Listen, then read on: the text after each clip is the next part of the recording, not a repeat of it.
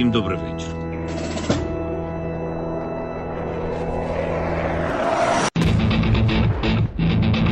On behalf of the brave. On behalf of every father and every mother. Wings for freedom. On behalf of our warriors. And paves the way for a new history.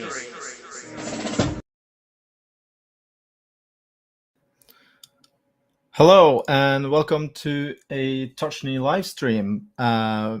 This is the second time we do this kind of little bit more laid back streams. It's kind of more like a conversation between people who are interested in the war in Ukraine and doing either open source intelligence or analysis or presenting something that has relation to Ukraine, whether it being culture, politics, and how the war is going. And with me today, I have Daniele. Welcome, Daniele. Good evening to everyone. Thank you for having me today. And Jay. Welcome, Jay. Hello. Good evening from Germany. And hello to everyone. Thank you. And welcome for the first time on Tochnyi, Brian. Good evening, all. Thank you very much for having me. Very glad. I'm very happy that you could join us. So we are basically going to talk a little bit about satellite imagery and something that you guys have been looking at, all three of you, the last couple of weeks, I guess. We did this on Monday as well, and Brian reached out to us, which we are very happy about. And I guess Daniele, you could maybe talk a little bit about how that experience was when it comes to the community and how you connected just from the stream. Oh no, yes, I think is one of the most important things about OSINT and also about this collective effort for truth and also support to Ukraine. From fundraising to open source intelligence, I really see that when there is a common goal and there is good intent, people can come together with their own skill or even just with the willing to learn and use their own free time to do something good, which is mostly my case because I'm not a professional in this area. So I'm very happy to share whatever I find, and also when I found some kind of good sources. Because, for example, I didn't have Brian in my follower on Twitter, and just a case, I just saw his post, and then I say, oh, but this is exactly what I was looking at, and then I start to reflect on which area I was investigating. I realized that I was investigating on the lower side of the bridge. And then I decided, okay, I will immediately show these on the live. And then I essentially say to all the audience, go to Brian profile, because some of these images come from his analysis. And then he reached out to us, and then we start to kind of collaborating together. So I think he is a very good OSINT. He has a very good person, also very professional, respect to me. And I'm sure tonight he will show us a great amount of information. And to Jay, you would like to add anything? No, not so much. I think from my own point of view or my experience with other OSINT people was very good. I can say when you can. There were just like times where you message people on social media and ask a question like, "Can you say maybe something about the weather, or where will be an update on Sentinel-2?" And all of these people were like very honest, very humble, and this kind of sharing of information or seeing us as like some kind of community is like a good experience from my point of view. Yeah, Brian, do you have anything you want to say about the OSINT community before we start? Yeah, sure. Thank you so much, guys.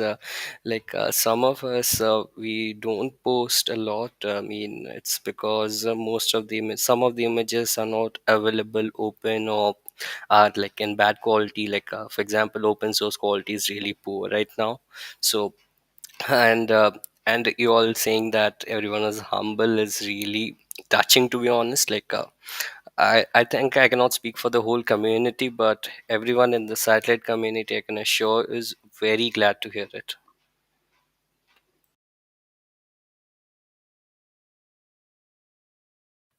And if I can add just one little things, I think that we live in a very bright period for truth somehow, because despite sometime, as I said the last time, Sentinel and many other sources are low resolution, they give us the opportunity to put an eye freely and open to everyone to what's going on the ground and in the sea. And so, and this can help also to understand and to kind of debunk the propaganda.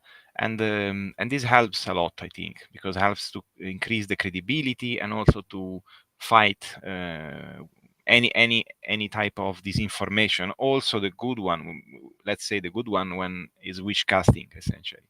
So yeah, I think on this side is a very nice period, despite the situation. Yeah. I just want to, state a big disclaimer in the first before we start. I have no clue about naval warfare or anything like this, but it really interests me to see these things develop, and I look at it closely, like many people, but I don't have any experience or expertise. But I admire your guys' work as well, and I guess. Brian, what did you want to show us after you watched us have the stream on Monday? Oh yeah. The thing is, when I started to like watch your stream, so as many people like don't take a lot of interest in sat imagery because sometimes like it gets hard to decode. For example, people who are not familiar with the concept are how does this work? Is this fake? Is this Photoshop? No, nothing at all, and it's all real. And second, as Daniel said that about disinformation, it's so Russians claim that they have struck this place. I'm like, okay, can we point 10 satellites at this thing and check this out? How much truth is there to the things they say? And that's how we are able to fight a lot of disinformation that spreads around from the Russian community. And it's satisfying to some degree that we can actually show their failures and everything. So I mean, it's really good.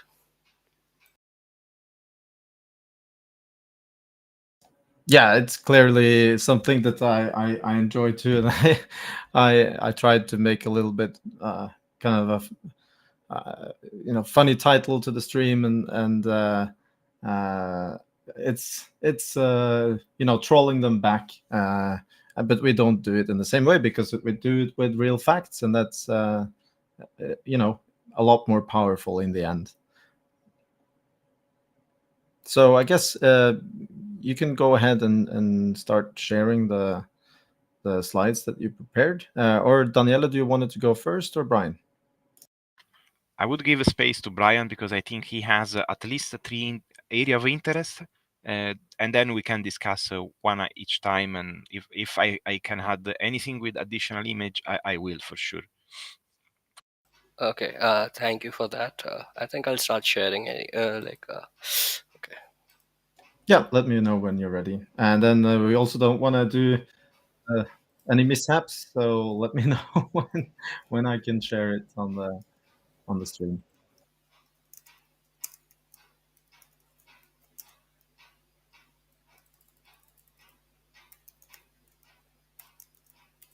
So Daniela, I tried fixing it, but I hope you're not getting a lot of bad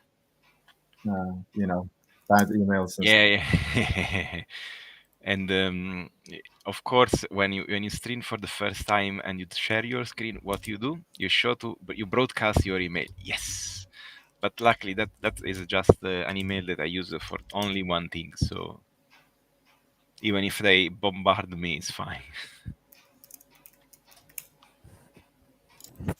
Yeah. Okay. I think Okay, I see something. we can see your screen. Fine.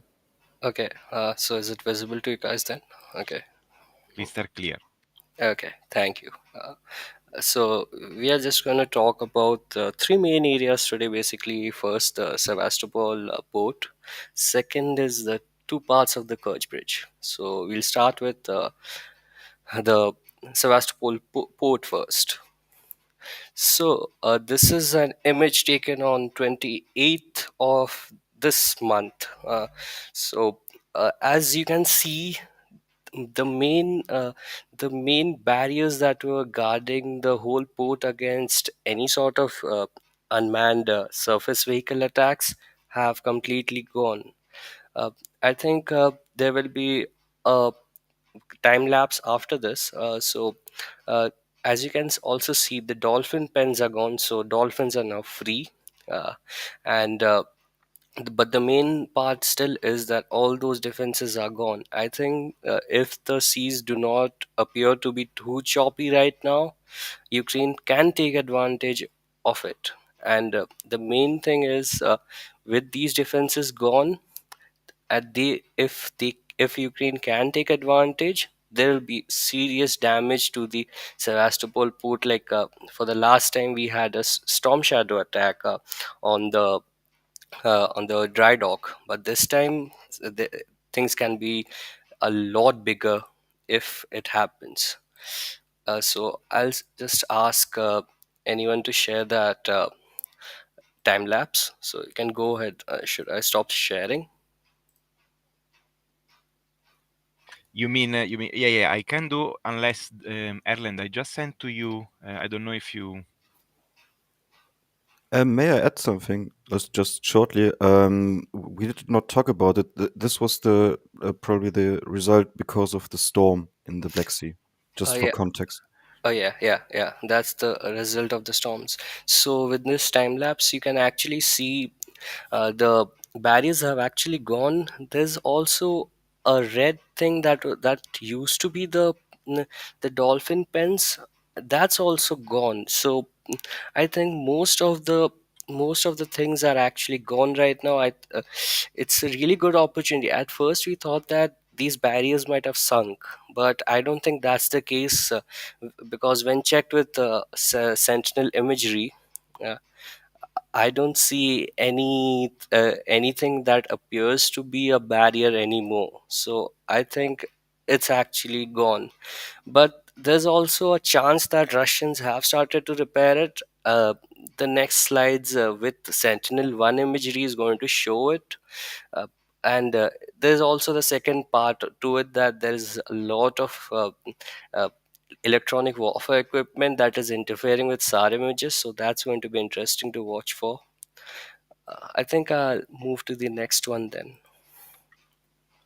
Oh, and Brian, just sorry if I interrupt you, but I had these in my mind. And do you refer to the buzziness? Let's call this buzziness, but are kind of horizontal distortion in the image in when you look at SAR? Because I noticed that, and I was so confused because it's very localized.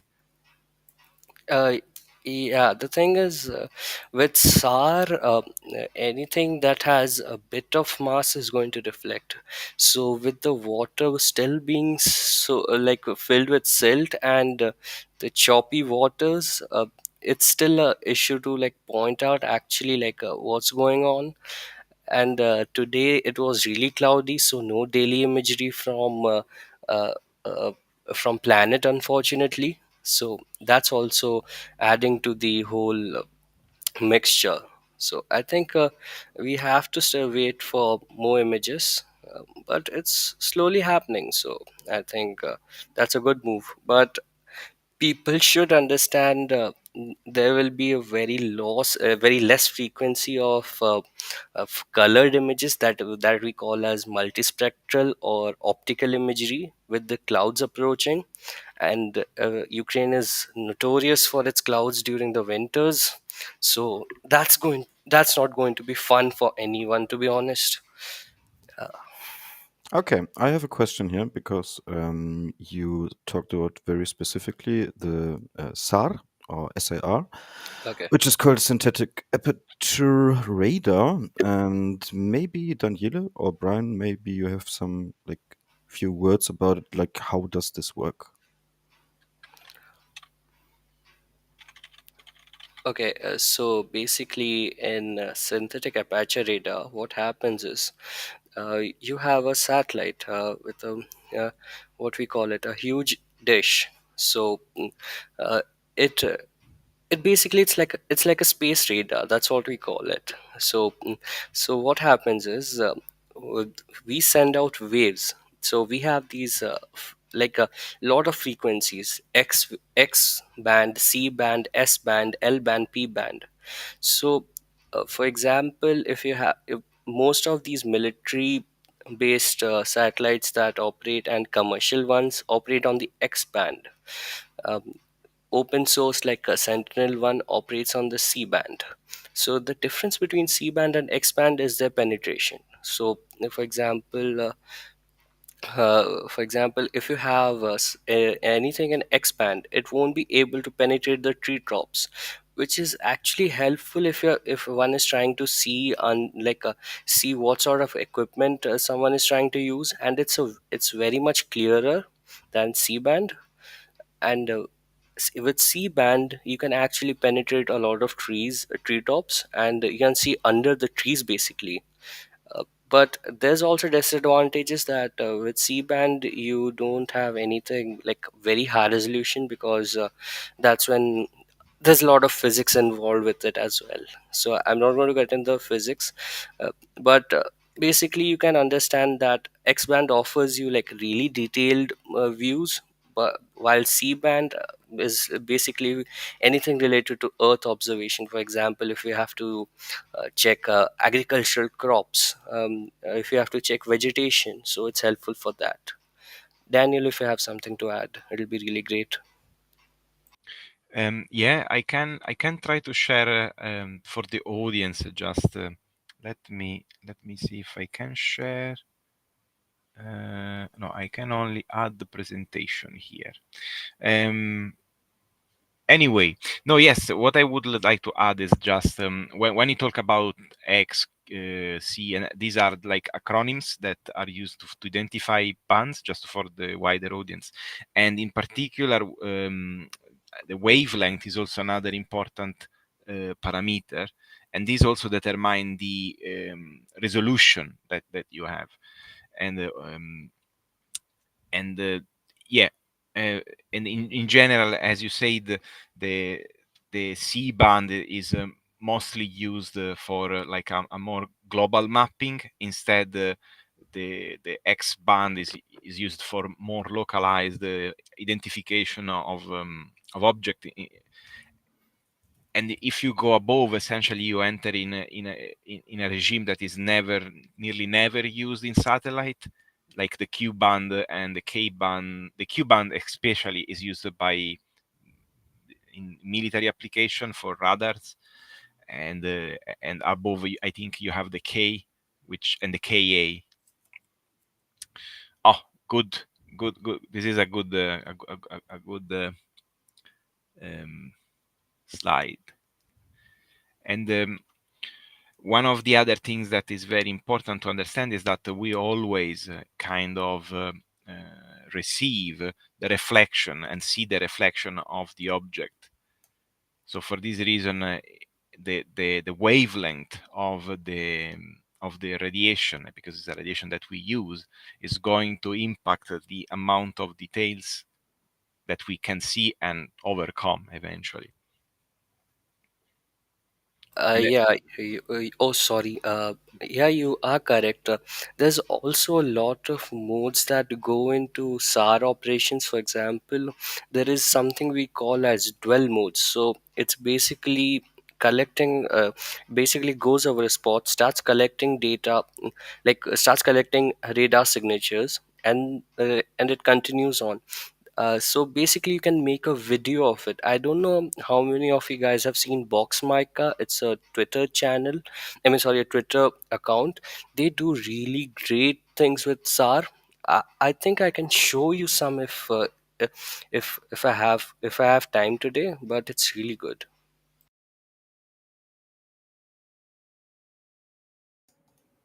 Yeah. Well, I hope I'm gonna be able to remember some of this. It's a little bit beyond my technical knowledge, but it's super interesting. If I, sorry, Yeah. Lerland, I would like to share this because we are now near Sevastopol. So I think, and I think Brian is going to show us probably some side images. So I want to ask him if this is the. Let me share now. I found out finally what was going on. So I'm going to share just these. Can you see? Yes. Yep. Yes. So this is I interpret this as a very isolated and very focused interference. Do you think this is electronic warfare of some Uh, kind? Uh, yeah, it is. It's some sort of a radar system that is being used. It's actually going to be covered in a couple of slides. It's really interesting for you, like for to look at. I'll show you. There's also a time lapse of it as well, which I'm going to show you guys as well, so you can understand how this radar is operating in that region. Good. Okay, I will stop sharing and will let you the way. Very interesting. Yeah, sure. Okay. Should I go back to your screen now, Brian? Oh yeah, sure. Okay. Okay, so this next image is basically about the barriers that were placed near the Kerch Bridge that I had covered in a recent tweet. So it looks like those barrages were basically sunk in, and we couldn't see it due to the silt. So, but the but the but there were like a lot of barrages with it connected to it, so they were controlling this whole nets. Like they were controlling those nets. So you can. I think there's a time lapse that should be coming up. Um, okay, so.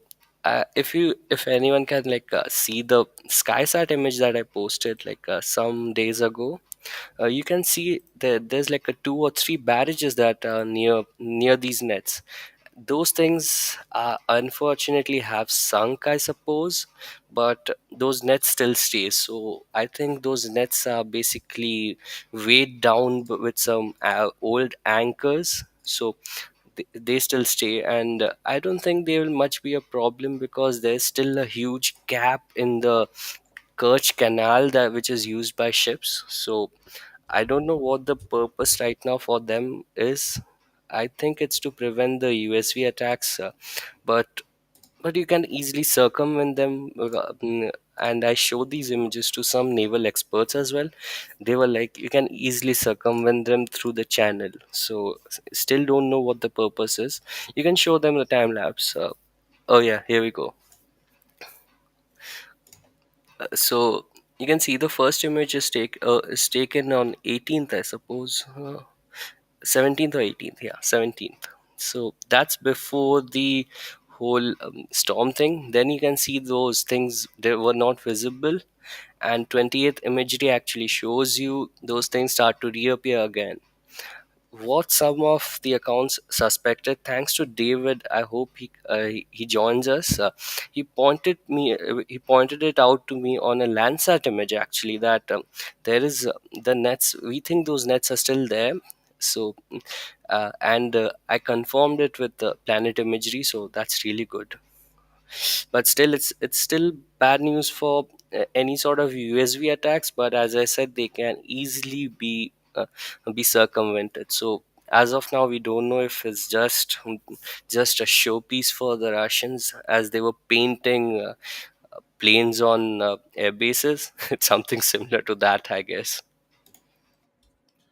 So, do you know exactly what the barges and the nets and are used? Are they all connected in a way, or are they separate systems of defense?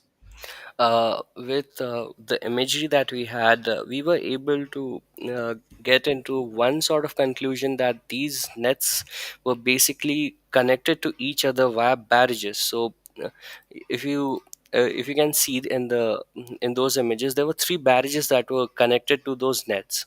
So it's just basically a control for them to go around, and that's all. Because we have also seen in a lot of old imagery that these nets were removed and then placed back to allow ships. So we think, okay, that's the image. Yeah, basically you can see three barrages over there, one, two, and three. So they were controlling the nets. I don't think there's anything in the canal itself. So the canal is what I'm referring to. You can see two domes over there. So under that, that's the canal that we are referring to. And in the second image, those barrages are completely gone. On the like on our that's I think that's on 27th. That's when we started to receive our first images. So those nets were submerged and the barrages were gone. And in the third image, nets have started to resurface, but I don't see any barrages. So I so our assessment right now is that they are just held on together with anchors or something that is tied to keep them in one place. Yeah, I understand the physics of it now, I think. Yeah, I'm sorry about the time lapse not being very smooth. It's something with the screen sharing, but I think people can see it. Do we Uh, want to go to the next item then? yeah, sure. Can I share your screen again? Yeah, sure, yeah. Yeah. Okay.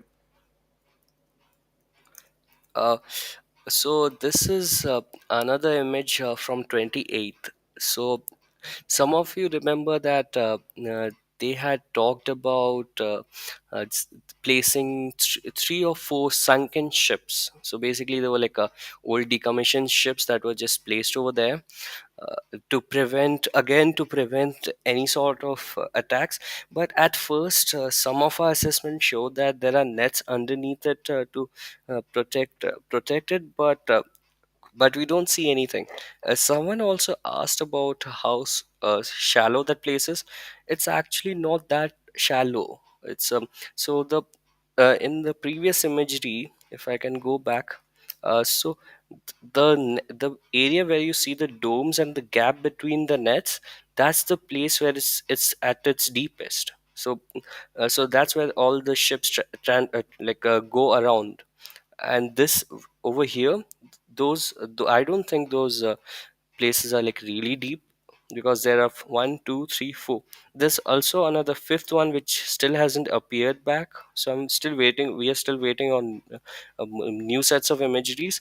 But it's really interesting to see that some of the defenses have still survived, and still it's going to be lot it's not going to be very troublesome for the USVs to actually break into that region, because we had seen strikes in those places. If you can see, there's a very tiny spot in this image where you can see a black surfaced road. So that was the part uh, where the last time the strikes had happened. So that part was basically taken apart and replaced. So that's why it seems a lot newer than the old roads that are there. Do you have any meaning or knowledge about how much time it took the Russians to install these installations, and if it's been an expensive endeavor for them? The road, I presume. No, the defenses. So these barges and the nets. It's not like a very expensive, to be honest. It's just basic nets that are used by any sort of it's Russian army, so you can always expect Russians Mekalka to kick in, where the Russians think that they have done something genius. But I don't think it's anything out of the world, because these nets have been used since World War II, and they were effective at that time. But with now technology advancing every day, I don't think those things are like really great at what they're trying to do. It's just a sort of like we are going to show you that we have these defenses and that defenses, but when it comes to being tested, I don't think they will be able to handle whatever comes next to them.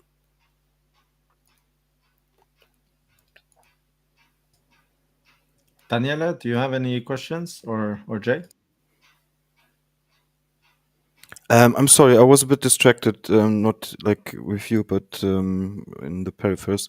The shallowness was something I had in behind. Like with the current picture we are seeing, it's about like the deepness of the ocean, or the connection between the Sea of Azov and the Black Sea.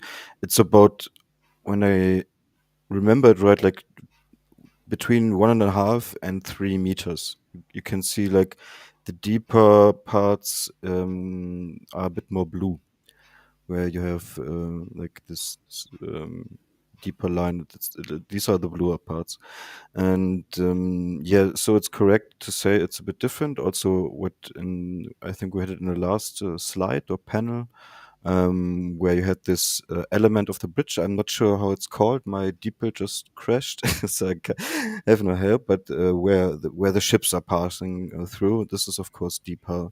There was some digging, and I'm not sure. Maybe Brian, do you know how deep it is there? Uh, Depends the on the largeness of the ships who can like transfer. Oh yeah, sure. I think it'll be uh, so. Wait, I'll just so it's basically it started out at like what 6 meters deep, and now it's actually deep up to 8 meters. So that's after because they did that because they needed to dredge up that place and allow ships to transit in between those things. So this place that you see, the gap in between, is basically a sort of a checkpoint for the ships. So, for example, if anything that is coming from the Sea of Azov, from the other regions, so that's where they pass through. So it's like a chokehold for anything Russian coming in. Yeah, that's what I wanted to say. Like it's a choke point where everything is like having to slip through, basically. Yeah, And I'm not sure if they have to dig up the sand away. I'm not sure if like, I don't know it, but like in Germany, you often have rivers where you need like this kind of digging, because through the flow of the water, like it like gets more shallow.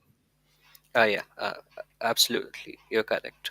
So I think, Yeah, in the y- video, yeah, I think we are seeing one of these ships that are holding for sure like a kind of net in the water, and looks like that they are Yeah. So specifically so done I, for I that. I just remembered this video and I found it on Twitter, and it's this it's a barge, but I'm not sure if it's the same one, and it has these radar deflectors on it.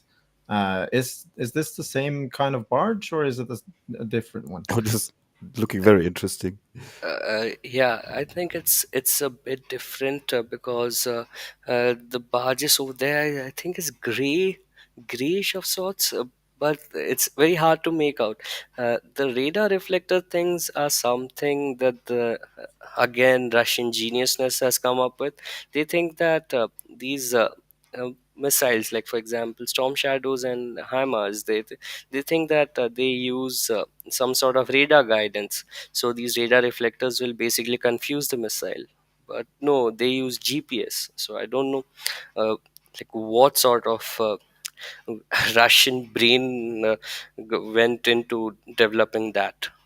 Yeah, and they like the storm shadows and everything. They use GPS guidance, INS guidance, and Yeah, also imagery, I believe, as well. So it's Yeah. Yes. So for this is the homing. basically like useless. Yeah, yeah, yeah. It's basically useless. So If the barrage that we are looking from the sky are this is very useful for us because anything that reflect is very well seen by SAR. So I mean, yeah, there's something that we call as the box effect. So basically, what happens is, for some like every SAR satellite, they have a place where they place these reflectors. So it's like ground check for them to see that how the reflectance is, how the angle is between the camera and the ground. So it's basically something similar to that. At first, when we came across this thing, through like NSAR, we were confused, like, what is this thing, like, so after we got some ground images and optical images, we were like really sure, like, this is what what it was.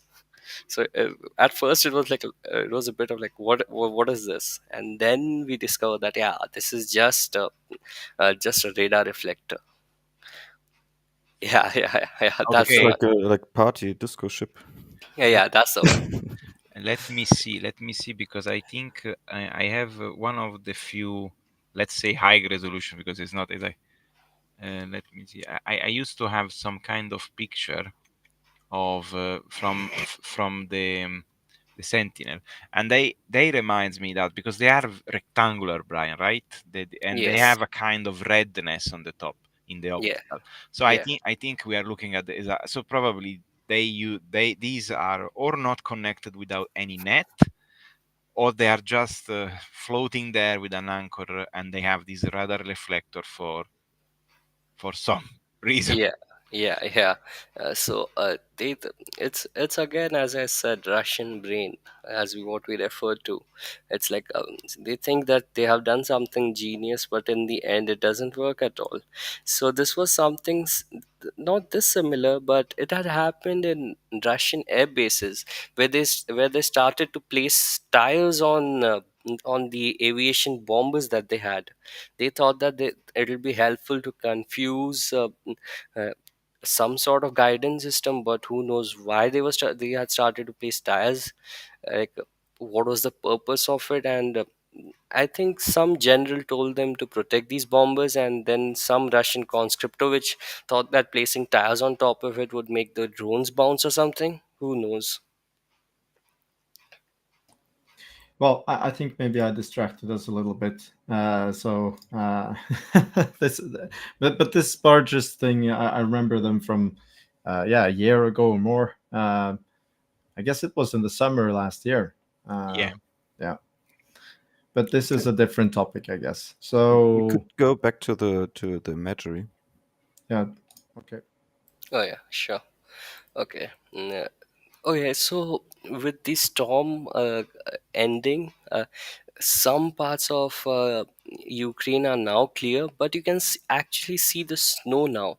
So this is something actually important. So you can see the front lines are actually covered with snow, while the Russian, like, what do you say, these the Russian lines that are very behind do not have any sort of snow right now. So this is actually going to throw a monkey wrench into some plans, but it's also good in one part, that I am not sure about this, if some parts of the rivers might freeze and might allow a crossing, but it's actually like really questionable at this point.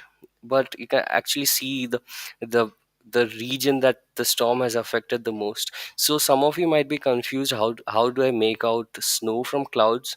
So the clouds are, they look really fluffy, but the snow, it's like a deep, it's like, what do you call, a grainy white over there.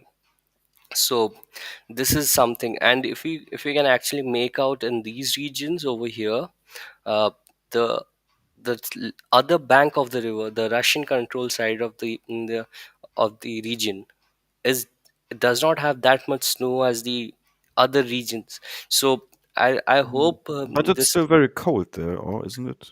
Yeah, it's still very cold. David, if he was there, I mean, he would have told us how cold it actually is. I hope he comes. So that's going to be interesting. The last part is, uh, as you said, electronic warfare.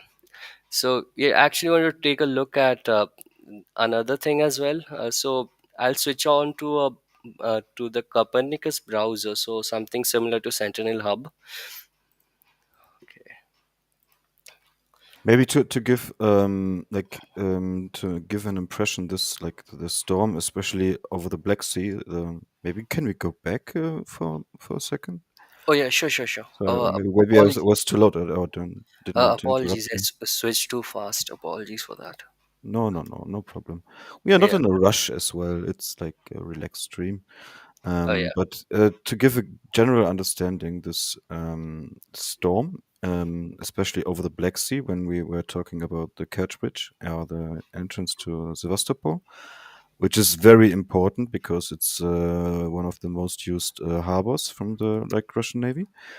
It was the most severe since recording or weather data is being recorded. And this was in the, I'm not sure, 19th century. So this was really like a thunderstorm, like not stormy. This is like where I'm not a meteorologist, so I have to be careful. But you have like scales in Beaufort, as I know so far. Am I right? Pardon, I didn't get that. Yeah, it was like the highest scale. So it was like a really, really severe weather Uh, condition. yeah, yeah, yeah, you're correct. Very singular. Yeah, I think there's like a lot of videos and images. So from Sevastopol region and also the Russian region of Sochi and all. There was a lot of flooding, and in Sevastopol region there was like a lot of like air bases that were flooded as well. So managed to upturn a helicopter from what I last heard. I still don't have images to prove it. About the Dnipro freezing. Yeah, sure. Yeah, so I got a message from someone listening, and they said that most of the Dnipro shouldn't freeze enough for a crossing, but the destruction of the dam could change that this year. So it's less predictable than normal. And last year it was only frozen over for about 20 days, and that wasn't enough to make the ice strong enough, apparently. But Yeah, you're correct. it's it's a different situation now. Water levels are different, so we don't, I guess we don't have data to predict how it's going to affect the river. And also, last year was a pretty warm winter in Ukraine and in Europe in general. So that was I the DM. I think this year will be like a lot colder than the last time because of the storm. So I think we have to wait and see what happens next. Yeah. Did you want to go to the next item then? Yeah, sure. I just need to reshare this. Just hold on a minute. Yeah, no worries. Yeah. I feel that hoping for a crossing over the Dnipro because of ice is probably a little bit far fetched, but we never know. I mean, to be honest, everyone thought that Kiev will fall in 3 days, but we have been holding on for what, a year and more now. So take that, Russia. Yeah, it's approaching 2 years. Yeah. Yeah. Okay. Okay. I will share the screen. Okay. Yeah. I think Daniel asked this first. So at first, we saw this. So this is something that we call as like a radar interference. It's It's a actually, it's a pattern, especially what you can yeah, see. yeah, that's basically a pattern of how the radars operate. So for example, if there's a rotating radar, you can actually see how the rotations occur and how it sends out its pulses. But the interesting thing with this is this actually occurs in the C band, which is what the Sentinel-1 SAR operates in. So, so at first, our everyone thought that it's they're trying to cover this, like they're trying to shield the base from being photographed by sentinel cameras. I mean, sorry, by satellite, which is for example, C-band C-band radars. But when we switched over to X-band, that's for you commercial grade imagery.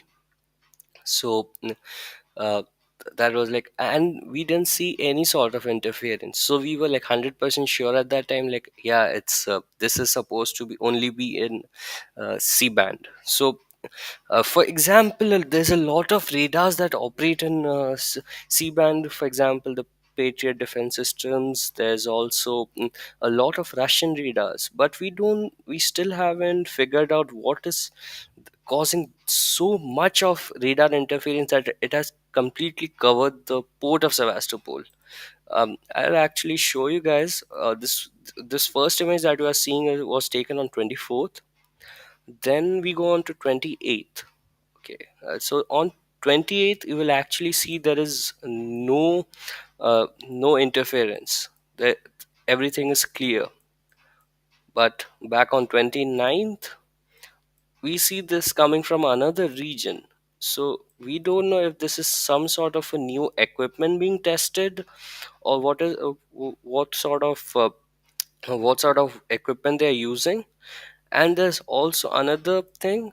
We think that the nets have started being placed back again. So actually, you can see these four dots Oh, over this here. is the newest Yes, this is from imagery we today. have. Yeah, this So, from today.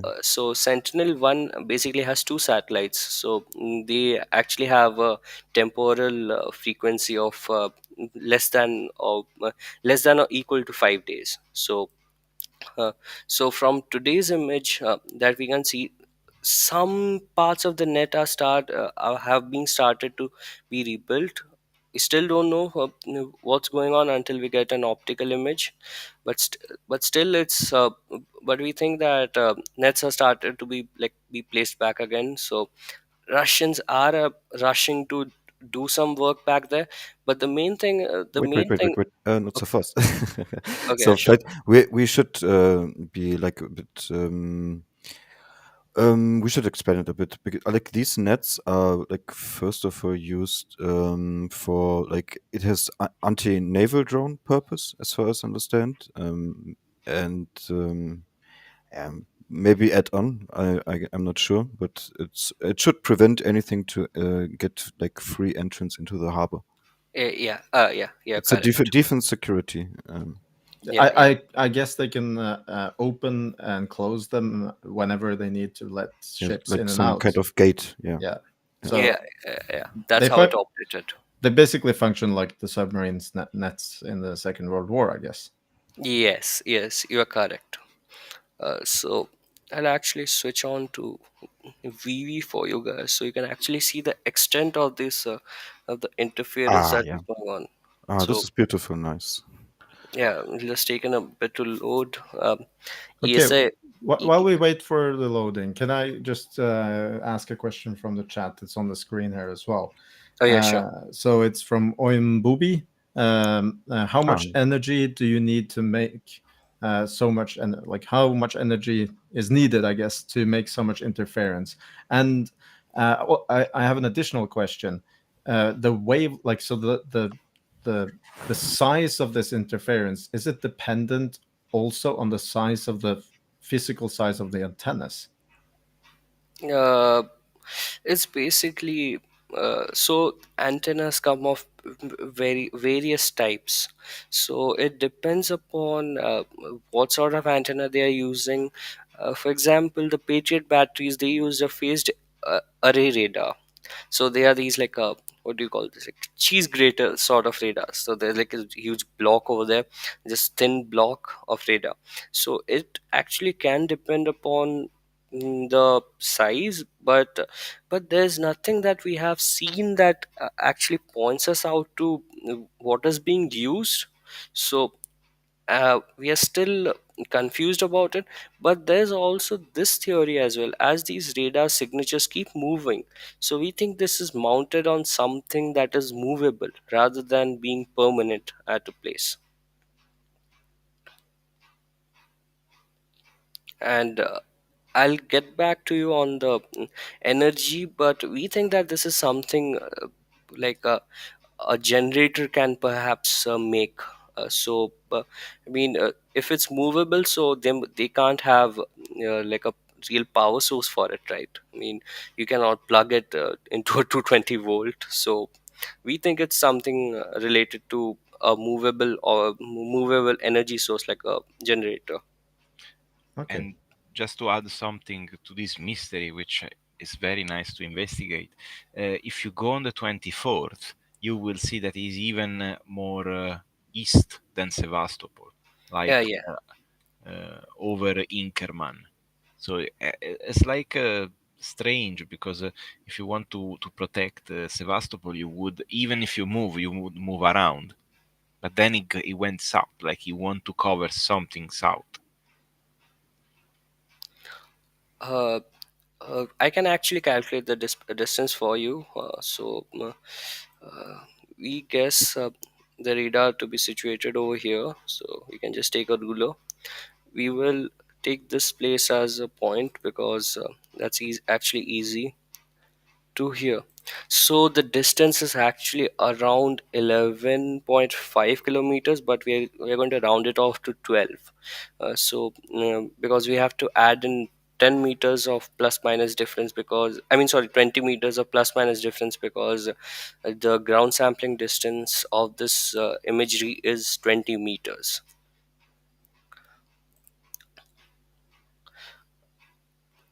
But it's a And distance that is totally, I mean, if you have this mounted on a truck, you can do that. And yeah, I mean, that's what. Do you remember the attacks on S400? Apologies for that. S400 batteries during some like what was that time? September, I think. So Russians were moving around. Uh, these sort of like what they did is place an S400 battery in one place, and they started to move it like change positions every day. So it was like really difficult tracking it. We think that it's something similar to that. Yeah, it's very interesting. You said you could tell us a little bit about this physical shape of the interference, because you can see that they have this like diagonal lines and square, kind of a squared shape. Is there anything that you can tell us about how that effect occurs? uh, so uh, so basically uh, it can be something that is uh, okay. I can actually show you guys how this kind of radar might look. Yeah. Okay. Mm. So it's basically a radar that shoots out these interferences. Yeah. So it's basically used to jam what you might call it GPS or radio signals. So if you don't know, there's a lot of GPS signals being jammed in uh, in the front lines. So uh, these are like vehicle mounted, so they can be moved around. So I'll just show you guys. Electronic warfare system actually that is mounted on a vehicle. Yeah. And many of these systems are very, very expensive, right? Yes, these systems are very expensive. just to add a bit, like out of the loop, we have a lot of military infrastructure from the Russians, which is used in this area. Like, there's an EW center, like in this jammed area, literally. So it's not like a coincidence. They have a lot of infrastructure. It's close to. I think it's Cape Violent, south of Sevastopol. Okay, this is what basically an EW system looks like. This is the Krashuka 2. Ah, yeah. Uh, Right. this is basically uh, uh, what they use this can also be used in front lines. So basically, you can see over here, this is an S-band jamming system rather than uh, a C-band. So this is basically movable. You can just it has wheels and everything. You can just move it around wherever you want to jam your signals to. So so so basically, S-band is where AWACS jets. So like a NATO E3 Sentry or can be a PSI. Uh, those uh, those are jammed using these things. So what we assume that is for now that these things are being moved around rather than being in one place, and there's only one reason for it. They are trying to defend the places that they think attacks might come from. So for example, if they moved for example S400 battery, which is very rare now, and they tried to get a lot of those systems from Kaliningrad. So if they want to protect those systems, they will just stick an EW system there as well. So that's what our primary assessment is. Is the like your assumption like implies that they are like restructuring something like important? They don't want to be recognized.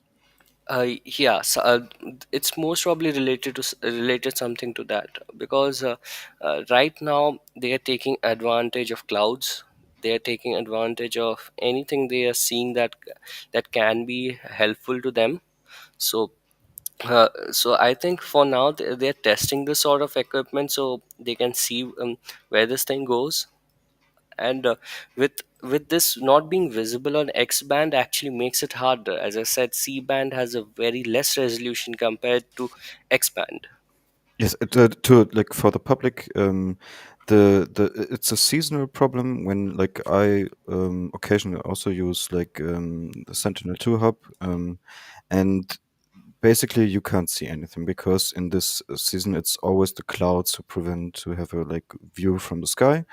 And the other like approach is, as we talked about, is the SAR, and yeah, this was jammed, so it's a bit actually it's shadowed because probably even if you have like professional satellites, like high resolution imagery from access from Maxa, or I don't know, Airbus maybe, then I don't know if there is a time span where you have a clear view from the sky. Probably much from like the ratio will be better. But yeah, it's the season is very like for satellites, as I said, which rely on this kind of seeing. Daniele, help me out. Like it is the S band, I guess. You can't see anything. Can I ask you a question? Just a general question, because I was surfing the data, and if you go, I think VH decibel gamma 0 for Sentinel-1, Brian, and you go on the 29, so today I think, or yeah, today, you can see that the main source is on looks like being in the south of Sevastopol. And if you start to go down, go far away, and you can see that there is some kind of disturbance also way more north in the sea. Can I share just a second? Yeah, Yeah. go ahead and share so that we know what you're talking about. Okay, give me a second. I'm trying to visualize it in my head, but it's really difficult, Yeah, I know. I love the so. There we go. Okay, Yeah, so there we go. this is the 29, and this is where it should looks like, and you still have some interference here. And then I was zooming out, and then I saw that. Oh yeah. So basically, that's what do you call it? As so how so to explain how these SAR satellites work is, so basically what they do is they take images continuously over a region. For example, if they're going in straight lines, so what they do is they keep taking images continuously. Uh, so this is what you're seeing lines up with the interference that is coming from the south of Sevastopol. So it continues, and that's where one phase has ended. Phase one has ended over there. That's the remnants of phase one. This is the second signal being generated. Ah, okay, okay, I understand. So essentially, is sweeping along this sector, because this is the sector. Sometime the software, just to tell this to the audience, the software takes images from different sector that the satellite scan. In this case, we have only these, and then is merged together. So they are the results of several scan. This one is the scan of a sector, which probably is also merged down here. But anyway, yeah. No, because it was interesting to see these things happening here, and you can see even some interference going a bit south, but then disappearing. Could this be an atmospherical reflection of the signal as well? No. Okay. No, because that to happen with long wavelength. Okay. Here we are still talking about a quite short one. So this is probably an aberration, I would say. Forgive me if not is not the correct word, but essentially it's like a problem of the satellite taking the image rather than the Russian doing something here. This is like a defect of Is the. it basically a burn-in on the photo cell that took the image? Not exactly, because you don't have a photo cell, but Okay. you are generally a radar with different antenna, and then you spray the ground with this radio frequency. And the problem is that there is an interference with this other source, because you essentially, it's like correct me, Brian, if I'm taking wrong, but essentially it's like doing as a kind of sonar. So you bombard the ground with the microwave, and you get the reflection. If someone is shooting at you other microwaves, you absorb them, you see them, and this is what you get: Uh, interference. yeah, you're correct. You're correct. So my question, another one, and then I have to stop to share in case. But essentially, is you see that I saw that this interference sometime is here, then here, so moves between these 3 points. Do you think it's possible to try to explore where this, which is the best route, and then try to look with the planets or other high definition image? Because but there is the cloud. Yeah, no, nothing. Sorry. Yeah, yeah, that's the problem basically. So there's right now they're taking advantage of the situation. Uh-huh. So there's nothing can do right now, but you can never say like never discount the ground assets that are going to come into play now. For example, anyone in Crimea who is trying to supply information to the HUR or anyone. So sooner or later it'll be caught. It's not like it's completely going to disappear.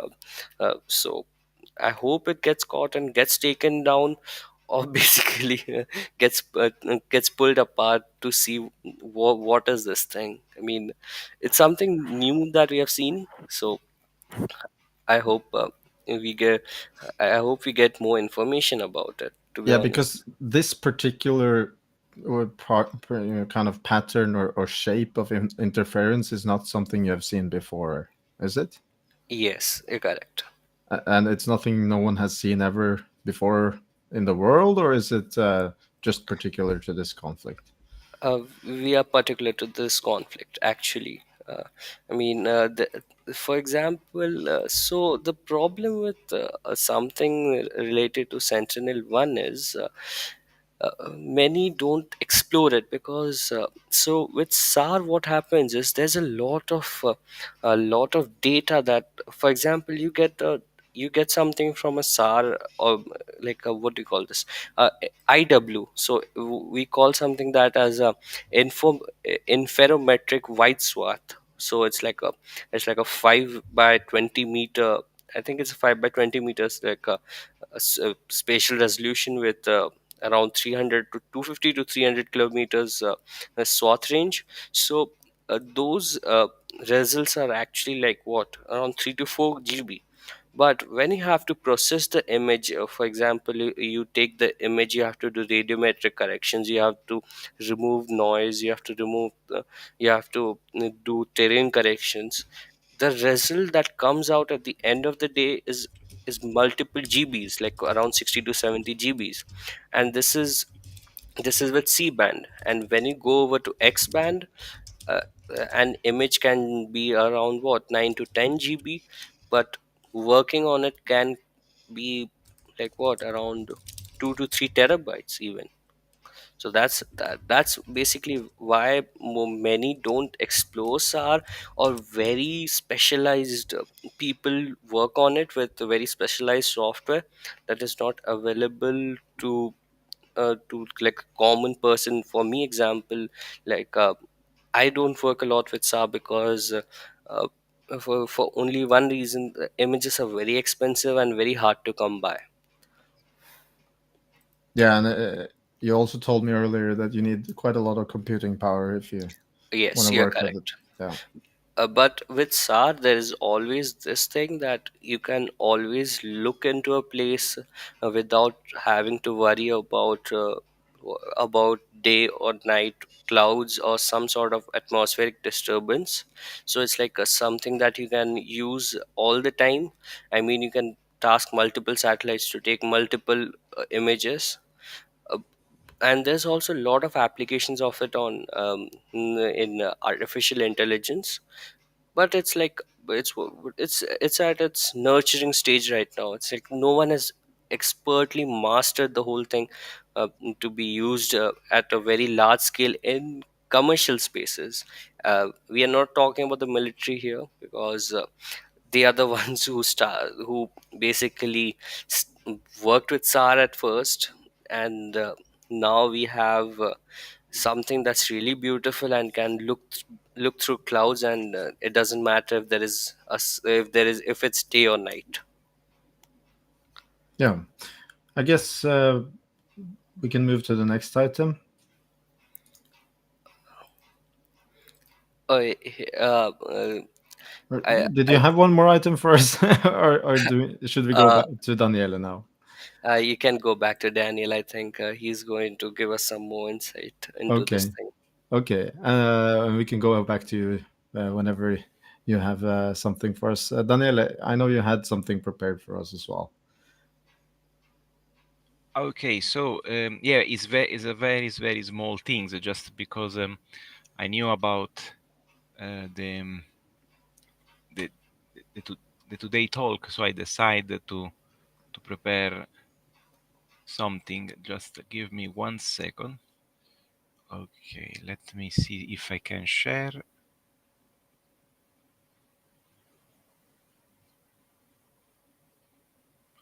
Okay, doesn't allow me to share, but can I add the source? Yes, I can add the source. Is it a video? Yeah, the video that I sent to Okay. you. Can you upload it, or needs to be No, you can share it as well in a video player. in a video player? Okay. You just share the window.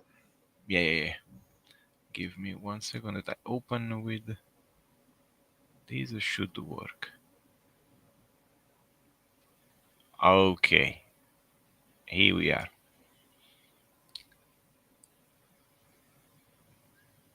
Yeah, here we are. I cannot see it. There it is. Okay. Okay, so this is just Sevastopol again. yeah. We go back to the ugly one. So this was just Wait, you did the folds oh folds oh god, the layer. Yeah, let me. False color. Yeah. Sorry. Oh, why is doing this? Ah, Okay. it's working. Yes, I'm stopping because for some reason when it does arrive to the end, it just close everything. Anyway, the things that I wanted to show here was um, show to the audience the evolution of the defenses. Now you can see that these images start from the 1st of April. So you can see this construction line. This is probably the net that is in. Yes. This was what Brian talked about earlier. Yeah, and I want to show you essentially how it evolves in time. So you can see at the big how it become so more complex and how it is operated. Because you see this small boat. I mean, these small things. This is a boat, and normally this one you will see this going a different point of the defense and try to bring together. This you told me these are dolphin cage or something like that. No, this is not the dolphin cage was in the northern part, and you can't see it in that frame. But there's not only one ship; you can see like several ships. In This this. one is one of the most active because if you go day by day, essentially, you will see how these moves and try to This is operate. like for the operating Yeah, to open it. and also Yeah. you can see how they have sometime issues. Now I didn't have time to track the weather and see how badly the weather was around this period, but you can see that there was some disruption. And also it's interesting that in order to access to the port, this line need to be opened by these guys. So they needed to open and get loose this net in order to allow the entrance. And in fact, you can see that sometime here it was disrupted. And then after this, I think they essentially abandoned the idea of closing it because, as you can see, until the most recent time, still open. So it's very good that has been destroyed, but essentially for several weeks, if not months, because this was the let's count here. Yeah, show This it again. June, July, essentially that by the end of July, from August, this one has been kept open. You see? Yes, This there were is also like attempts to attack it at that point. yeah, but essentially you can see that they completely abandoned the idea of closing it. I mean, more than 2 months, 3 months. So my point is that it's very good that they destroyed, but I don't think it was that at this point that guarded. I don't know if they decide that this is not anymore worth because they anyway got attacked by some shadow maybe, and this triggered the operation of the jamming maybe, or I don't know. This is just Russia being Russia. And maybe they closed it at night, but this is like speculation. Yeah, right. That's a good point. But the problem is that why they close in some situation and then after that we don't have a single closure. It always looks like in the same I place. mean, it's not only the port is not only used by the Russian naval forces. It's anyways like it's a big port. There you also have tankers. You have infrastructure for like oil storages, and so basically they would. This is the main entrance to the port, and this is like the historical reason why the port is there because it's like the perfect port you want to have because you have this kind of bay. Yeah, but it what they did is probably just not very practical because they always have to open it. Yeah. And in fact, probably you are right because maybe they just simply had to let it open. And in addition, they were attacked by the sky, so this was not even going to save them. You refer to the strike on Yeah, the headquarter. because Yeah. essentially, look, imagine all the disruption that this caused, but then they get hit anyway. So probably okay. From from above. That's it. Yeah. We leave it open. At least the tankers can get out. And Yes. honestly, Very nice video as well, I must say. oh yeah, This is I like really open source available. You can, like, everyone could do it if he or she would like to. yeah, just the patient of removing the clouds if you work invisible. Otherwise, star is more reliable.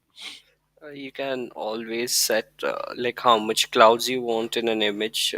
I think there should be a what do you call it? A filter Yeah, of sorts. Yeah. I know, but you know what? Most of the time that I did this in automatic, it kept a few with clouds, and I was so disappointed. So at some point, I even if I got that activated, I prefer to see all of them, and then every time I can get a couple that are not. Yeah, yeah, I understand that. Sometimes working with satellite imagery is very frustrating, but it's really like Rewarding. It it's can be really fun. rewarding. It's fun because And like can you go back? Sorry, the imagery. Oh yeah, yeah. Sorry, go on, Brian, please. yeah. So, for example, I mean, there's a lot of open source imagery that is available. There is Sentinel, there is Landsat, there are new SAR satellites that are coming up. Something called as NISAR. So it's going to be launched by NSA. So I mean, not sorry, NSA. It's NASA. Sorry, not NSA. Nesa, So yeah. yeah, so they are going to be launching it like in early 2024. So that's actually an I think it was a nice wait, it's a different band uh, from the C, like, oh yeah, I found it. Okay, that's going to operate in the L band, so that's going to be interesting to watch out for. Okay, but I just like some basic information. You're very used to like satellite imagery usage, but many people are not that familiar with it. And would you like what I wanted to like to ask Daniela, why is the landscape red? We don't see it red on the board. Oh yeah, because I use Yeah, full it's color. false color, and you do it for a reason. Maybe you want to like explain it for like in Oh short. yes, I've done. I explained this last time, but I am very happy to explain another one time because I think it's very important because I use very much, and I think let me see where is I'm looking for. In the meantime, I just wanted to share this that I saw on Twitter today on this particular harbor Oh yeah, defenses this where, is very beautiful. and it's, by the way, a tweet by, so we give our credits due to Brady Afric, um, and this is very high quality uh, resolution. So I guess this is a paid image. It's not. Yes, this is high quality, high Yeah. res. And here you can also see this boat that is moving, or sort of a utility boat that is moving, or the defenses around. You can see, I think, a crane, if I'm not wrong. Yeah, the crane yeah. ship, and you have some kind of, I don't know, barges, pontoon, and as you can see, it's the entrance to Sevastopol. I mean, it looks like a very extensive operation to me, just from the. They are busy. They are like Yeah, busy. it looks like, yeah, it looks like they're very busy doing whatever they're doing there. Oh, yeah. So I Okay. finally have everything. Let me share. Da-da-da. Oh yeah, please go. I think I found a kind of bug of this app. You can't share if you have in full window. That's strange.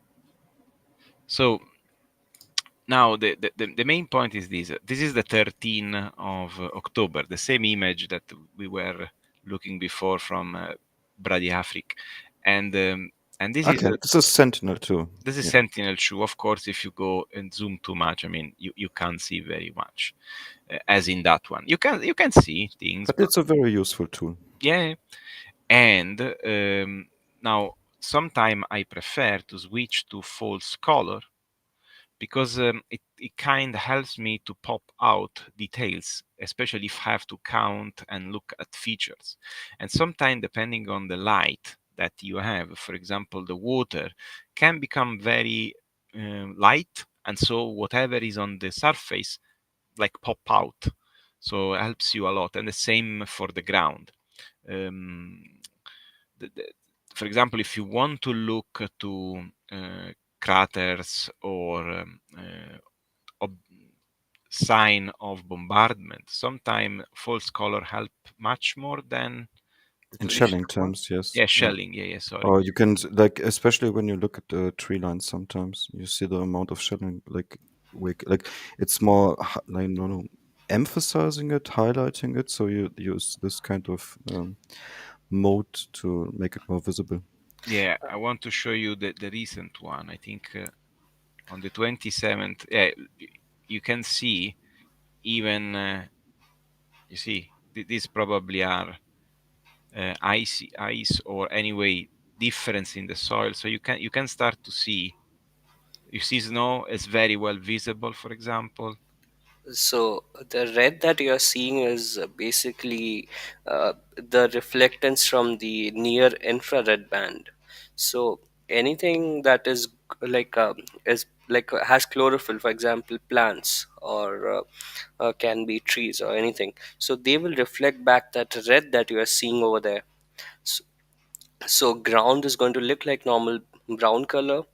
There's ice as well that's going to look as white.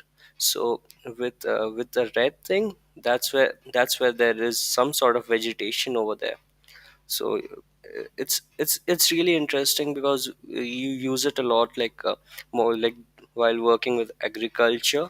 So it's really interesting. If they're very interesting false color composites, like for example you can figure out how your crops are doing, are they healthy or not, if it's a season to have them harvested. This is something that I will actually be doing in a later time to show you guys how the war has affected a lot of agriculture and greenery in Ukraine. So it's going to be an interesting post. I might make it very soon, but it's there's a lot of work to be done. So I'll most probably be done with it by next week. Yeah, and in fact you can see this is essentially all red. So for example, in these areas, if you see some irregularities in the soil, like shelling, they will pop out very much. Because if you go on a traditional one, due to the resolution, sometime is harder, despite the quality here is good because essentially there is no trees, so you should be able to see. So Yeah, this is, just yeah. don't move too much around because the resolution is not Oh, sorry, I have not to keep in practice. Yeah, not take some time maximum. to buffer Yeah. always. For Yeah. example, one thing that I really enjoyed, I mean, for Yeah. what you can say enjoy, Tolosky is the basically. possibility to look Yeah. at infrastructure damage, and honestly, this helps a lot in the discussion about the banking. Also, when there was the destruction of the dam, was very important to see the effect of the flooding, and the false color was very powerful for the same reason that Brian was explaining, because you can definitely see flooded territories against the non-flooded one. Yeah, and sorry if I went a little bit around. I want just to show you some images just to give you an understanding. Yeah, pretty much that's all. There's also an interesting feature that I am going to actually tell you. So you can switch to SWIR band, which is shortwave infrared. You can actually see the places that are on fire. For example, where there is some sort of shelling going on, you can actually see the fires that are being created from the shelling. So it's actually helpful to monitor what charred surfaces, for example. As you said, craters, but sometimes with false color you cannot see the chart surfaces very well. So that's when you switch over to SWIR, which is shortwave infrared. Very interesting. What Super do you cool. think? Like, we also like about fires. We have the NASA firms? Yeah, NASA firms basically depends upon the same principles. So it's a satellite that takes daily imagery over all the territories. It's like very low resolution. It's like around what 500 meters, but with Sentinel-2, it's around 60 meters. So it's very accurate in terms of detecting fires uh, in some regions. Yeah, but firms is also like highly affected by weather. When like you have, for example, you have a dry summer, you have like a high like detector grade, or maybe you can explain it a bit more. So this depends upon basically cloud cover. So in summer you don't have that much of cloud cover, so fires get detected easily.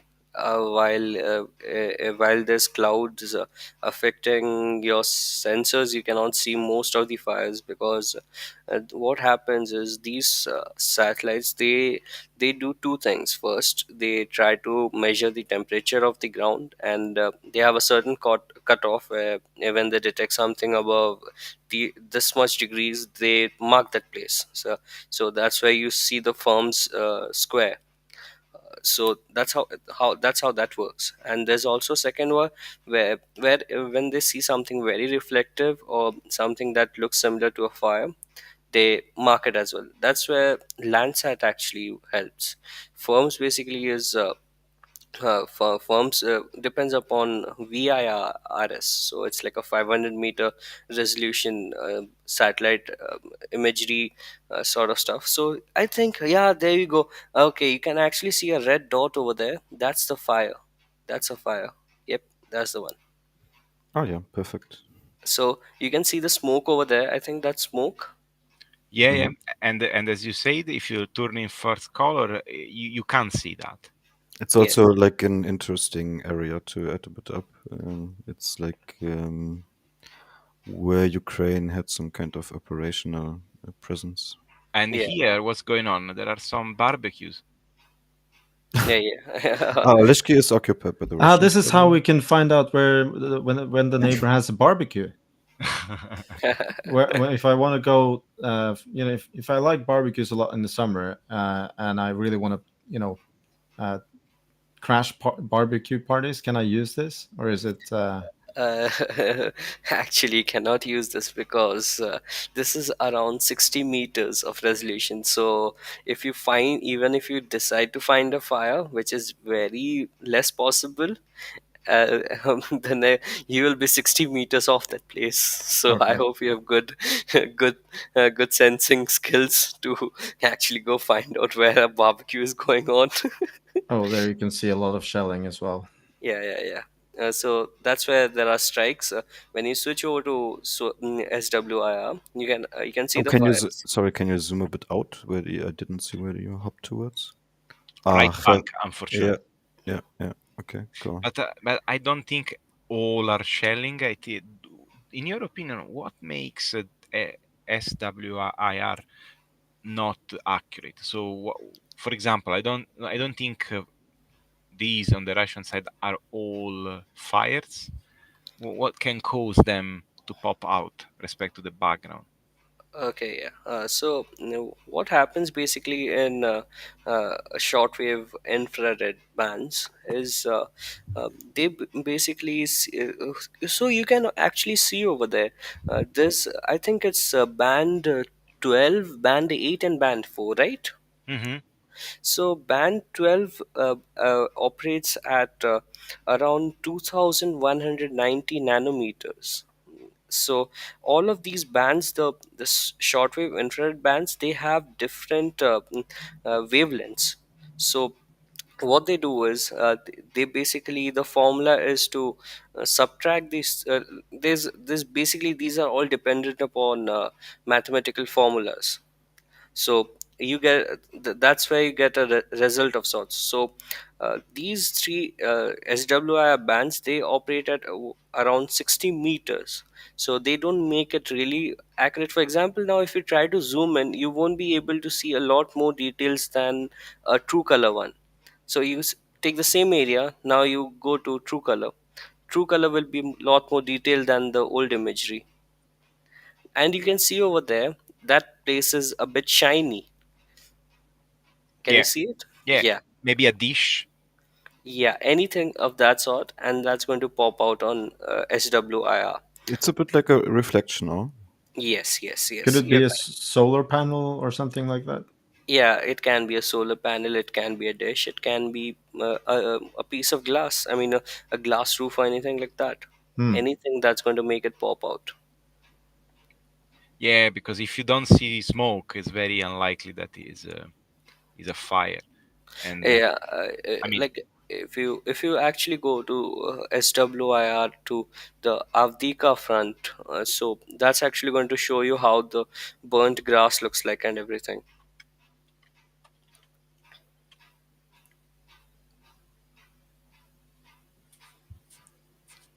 well, that's like an interesting approach. So the problem with this is what happens is, so this is what we call as bands in a satellite.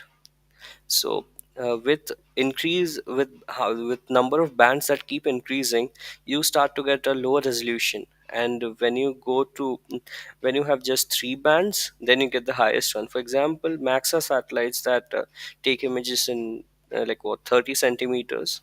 Uh, This is sorry for interrupting you, but this is a good example what I meant earlier with clouds. yeah, yeah, yeah. I it's, hate them. it's the season, yeah, it's normal. You can actually switch back to an older image. That would be Yeah, really good. yeah. I'm going to Mm. October, or even You can probably also like decrease the September. cloud coverage, then you have the better results. Okay, there we go. Uh, you can actually see the burnt up spots over there if you zoom in a bit. Oh yeah, there we go. Just a bit to the left. Okay, there you go. Those dark spots you see, uh, Yes. yeah, those are the burnt up regions. Oh, here. No, no, no. Oh, To the No, left. on the in the The left. whole field. Yeah. oh, this one. Yep, yep, Hmm. yep. Oh, yes, yes. This I noticed then. Oh yeah. So basically, uh, that's where you can see either it's burnt up or it's just bare soil. But with bare soil, what happens is basically you can make out what looks like bare soil and what looks like burnt up. So you can go to SWIR, I think, for that. This is fire. Yeah, Ah, this is yeah. See, there you go. There you go. Then that's how you see it properly. With SWIR, you can basically see through a lot of smoke in some places. So that's how you detect a lot of fires, and that's the similar principle that Landsat uses for firms. Yeah. You could also like switch the time. When I see it correctly, this is Oh, sorry. from Bad one. from September or from June. I go on September. You have it like we have it like switched in Germany. I always mixed this up. Yeah, September. And yeah, there you can see the smoke as well. It's like normal. There you have.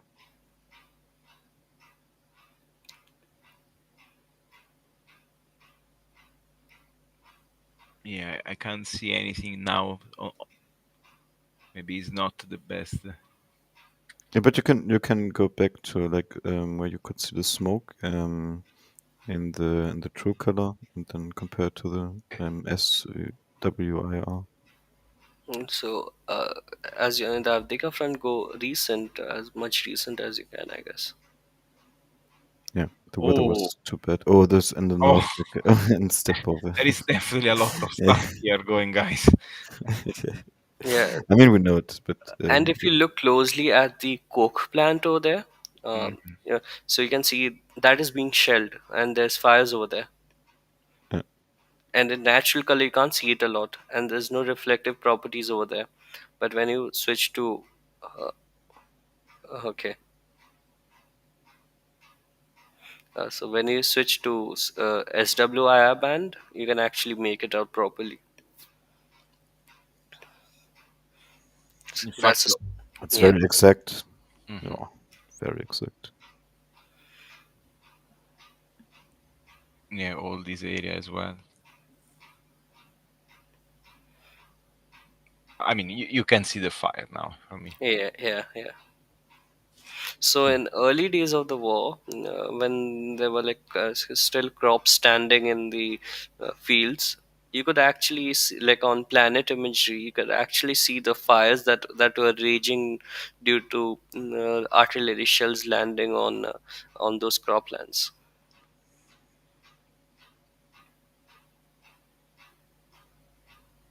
Very, very interesting. I never use this function, and probably I will use. Yeah, you can go actually a bit more recent. I think to 10. Not completely recent. You can actually go like you can actually select over there near the calendar. There's arrow buttons. You can go next and back over there. Yep, that's the one.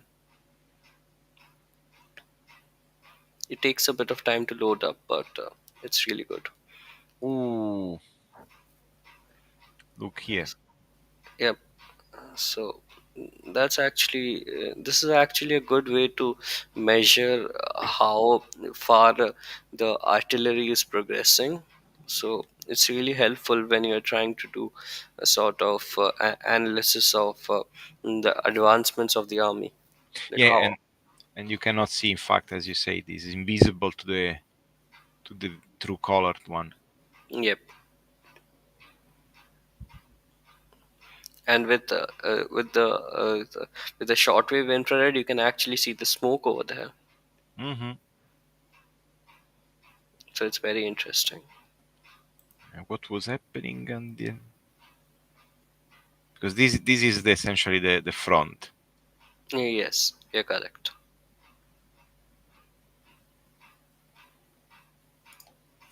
So also here, and Yeah. also next to the airport, something. Donetsk airport. Okay, I think we have covered a lot. Yeah. Well, I learned a lot of stuff. I'm kind of. I tried to look at satellite imagery, and I just gave up because I didn't have enough knowledge, and I feel that I need to open up the Sentinel Hub again soon, because there's so many interesting features. I don't think I will ever be able to, arrive to Daniele or Brian's or Jay's level on this. Just, yeah. But wow, thank you so much for all of the information you guys provided, and thank you so much, Brian. I hope we will have you back soon. Yeah, Um, sure. oh, Oh yes, I really appreciate the talking. Like especially, I'm not like from my background. I'm not a technical guy. I'm like from university. Actually, I studied history science and political science, and this is not like where my roots are from. But this is how you can develop understanding satellite imagery, and your understanding was like amazing. I learned a lot. Thank you. Yeah, I mean, it's something similar to you. Like, so my background was like in CS, computer science. But the thing is, after some time, I started to lose interest in working 9 to 5, staring at lines of code. So I decided to take it up as a new hobby, just in time as the war started, and and that's how I learned most of the things. And it's really like you have to like it's experience and working with a lot of old imagery as well. So so for people who don't know, so in Google Earth Pro, you can go back as well. So like Yes, go yes. back in We time. didn't even talk about it today. We can like this. I totally missed this. You have till like 1985. There is sometimes imagery from Google Earth. Yeah, so like I think 1985, right? 1985. It should be Landsat. Uh, Yes. yes. So it's really good to, for example, even during like the Chernobyl in 1986, you could actually like on Landsat one, you were actually able to see how like what place there was a fire in, and even and even the scientists in NASA had figured out how the water was traveling through the plant just using satellite imagery. It's very interesting. Like if you dive into the history of how far we have come across, I mean, it's really interesting. 15 years ago, this was not possible at all. So Yeah, many of this these is the evolution of science, I guess, to say it in short. And this is the last question. Are you using KML or KMZ files for Google Earth or Google Earth Pro? It depends actually. So, what I usually use is I have my dedicated GIS software. So, I use ArcGIS or QGIS. So, Okay. okay. So, if you need to use any sort of files, then KML or KMZ files actually do work out very good for uh, Google Earth Pro. But if you're like actually using it on like a GIS software, for example, QGIS or ArcGIS, you need to learn how to work with shape files. That is very important. Okay. Maybe I do I'm just tracking something. It's part of the depends on the purpose. But I think this is a great topic for the next time. There's still a lot of more to talk about in the ocean community. And I think for now, I think we did great time, good stream, good overview over the current development in around the Black Sea and the Kerch Bridge in Sevastopol. And yeah, is there anything to add from everyone here around? No, I just wanted to say thank you to Brian, especially that joined us for the first time, and that you reached out. That's really amazing. Just because of the last stream we did. Yeah, I guess we are coming towards an end. We are so if you didn't look at our streams or listen to any of our podcasts or former Twitter Spaces before, we are a group of volunteers that want to bring correct and factually based information about the Russian invasion of Ukraine. And we also want to bring some cultural information and historical information, if we can, and interview Ukrainians as much as we can. Thank you so much for watching, and thank you to everyone who participated in the chat. If you want to look up our former streams or listen to some of our interviews and other spaces and podcasts, you can find them in Spotify or in Apple Podcasts. Also, check us out on Twitter. We are Tochnyi on Twitter. And yeah, see you again soon. Slava Ukraini. Heroyam slava. Brian, thank you. Yeah, and thank you for having us. It was amazing. Yeah, thank you guys. See you again soon. Yeah. On behalf of the brave.